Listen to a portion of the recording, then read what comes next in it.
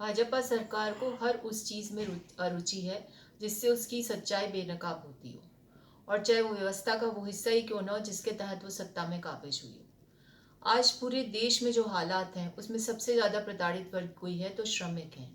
उन श्रमिकों के साथ जैसा व्यवहार इस भाजपा सरकार ने किया, विशेषकर महामारी के दौर में, वो अमानवीय होने के साथ साथ इस बात का भी सूचक है, जिसका खुद खुलासा उन्होंने पार्लियामेंट में किया कि हमारे पास कोई आंकड़े नहीं है कितने श्रमिक मारे गए, कितने श्रमिक बेरोजगार हुए और कितने श्रमिक कुल मिलाकर इस त्रासदी के शिकार हुए किसी न किसी स्वरूप में। ये इस बात का भी गवाह है कि अमानवीय चेहरा भारतीय जनता पार्टी का उजागर हो गया है। अब जब ये बात संसद के पटल पर आती है तो इस देश को समझ जाना चाहिए कि ये सरकार किसी भी स्वरूप में भारत की जनता के हितों के साथ या उसके जो अधिकार है उनके साथ नहीं खड़ी है और उनके साथ समझौता कर रही है, खिलवाड़ कर रही है।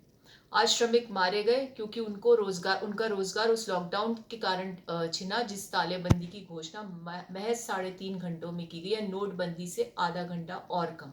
और इसके अलावा उनको ना आवागमन का साधन दिया गया। ये एक तरीके से उस एक्सोडस से भी बड़ा था जो हमने हमारे पार्टीशन के दौरान देखा था, और वो तो इसलिए था क्योंकि अंग्रेजों ने रूल जिस तरह की उद्घोषणा की थी इस देश की बांटने की, उसकी परिणति थी। लेकिन जिस देश में एक लोकतांत्रिक सरकार चुनी गई हो, वो अपने देश के करोड़ों नागरिकों को अपने हाल पर सड़क पर चलने के लिए, जूझने के लिए, अपनी आजीविका के छिन जाने पर उसे अपने हाल पर छोड़ने के लिए तत्पर हो जाए, उस सरकार को अब आईना दिखाने का समय है।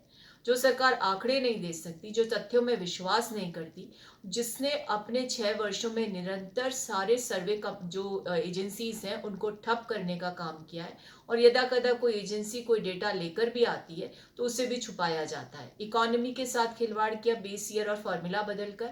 जब सारी कलई खुलने लगी तो कहते हैं कि साहब ये सारी स्थितियां हमें विरासत में मिली। 6 साल से आप राज चला रहे हैं और आप विरासत की दुहाई देते हैं। यदि विरासत की दुहाई देते हैं तो जनता को समझ जाना चाहिए कि विरासत में उन्हें एक फलता फूलता आर्थिक रूप से समृद्ध देश मिला था, जिसको खोखला करने का इन्होंने काम किया है।